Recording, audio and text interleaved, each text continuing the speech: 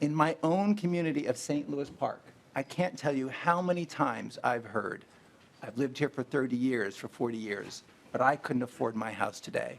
Our restrictive growth policies that we're seeing across the state and across the country are actually rooted in a deeply racist history with land use and exclusionary zoning practices that were established, enacted, and enforced by our government to exclude Black, Brown, and Indigenous residents, primarily Black Minnesotans, from communities.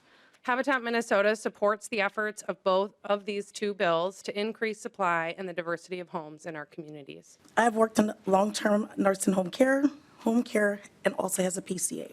I know firsthand how hard it is to find affordable housing. I know how there's few options for people with less money. The worst part was watching my children struggle through school. We didn't have stable housing, and I felt like a failure as a parent.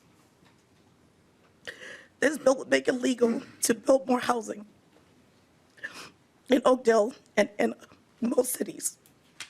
We do remain concerned that the bill creates an overly broad and rigid framework for something as hyper-local as zoning. Upsizing density in a neighborhood can definitely put a strain on the local electric load and local electric system. Because if we have to swap out a transformer, that's an 18-month lead time to get a new transformer. And those are built here in the US of A. What's happening is that we are fighting project by project, 30 units at a time, to create more housing, when actually we have more than 100,000 new homes that we need. And we cannot be fighting that 30 units at a time. As one city official put it to me a couple of years ago, we are falling over ourselves to try to build more housing.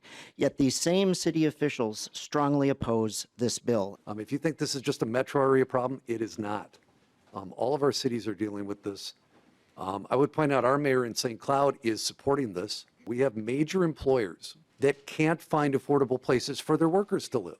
It forces communities to uniform standards and removes citizens' ability to appeal to their locally elected leaders to voice concerns and help shape their community. Development ought to be organically reflective of the needs and wants of the community rather than be driven by blanket state mandates. These last couple of years, Richfield has changed our local zoning code to allow ADUs and duplexes across our whole city precisely to open up more housing options for our community. We've lowered parking requirements and minimum lot sizes to try and reduce housing costs. But one city cannot solve a regional housing crisis on our own. This bill, if passed in this form, robs communities from utilizing citizen input to determine certain development standards in their communities. It's clearly an example of state government overreach disguised as responsible government. I know that our communities can have and will continue to work towards addressing the housing needs of our citizens in Greater Minnesota. We do not need another layer of state agency complexity to impose on our residents, landowners, and future developers. I was lucky enough to recently purchase a duplex with my close friends, and really the only way that one of the only ways we could do that was because it was a duplex and we could share the cost. I do get the 7 a.m. visits from their 2-year-old, and it does also mean I get to be the extra childcare on hand when there's a crisis, and it means that we get to have a better and bigger definition of what community means. But I come here today to remind the committee that the housing markets we face in Greater Minnesota are substantially different than the housing markets that exist in the Twin Cities, especially the suburbs. Simply put, we have low supply and high demand, and that's leading to rising housing prices.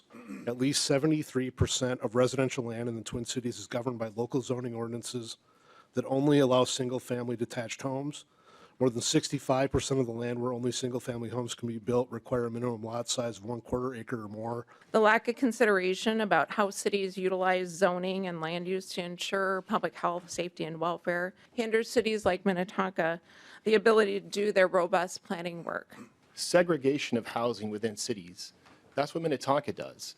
If you want new rental housing, you have to live basically in the Ridgedale area or the Opus area.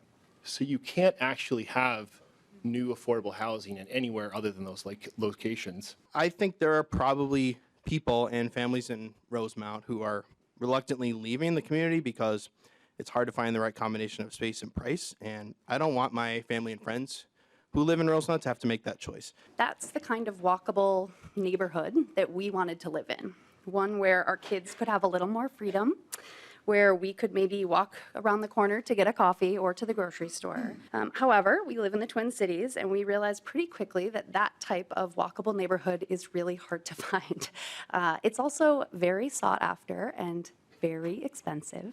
I'm worried that my mom will have to find a house that will work for her. She'll have to leave her community, her friends, the relationship she's built in the neighborhood she's lived in for 30 years, because the other options don't exist in her neighborhood.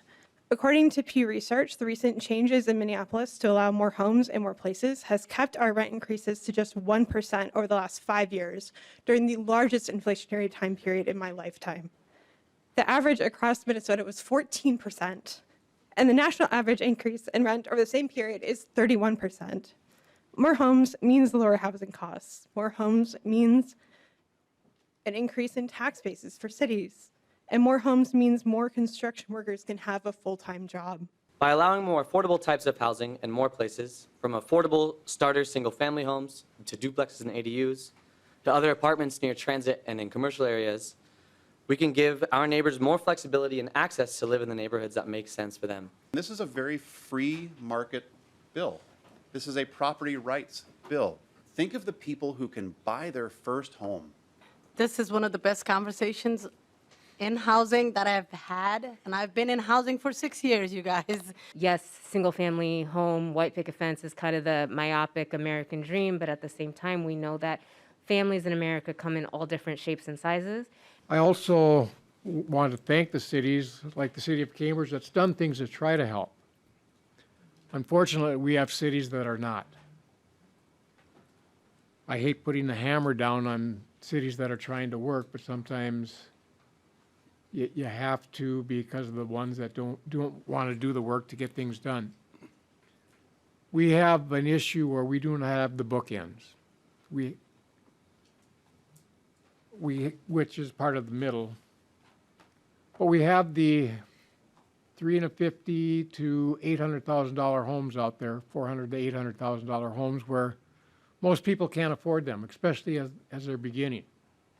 We don't have the starter homes.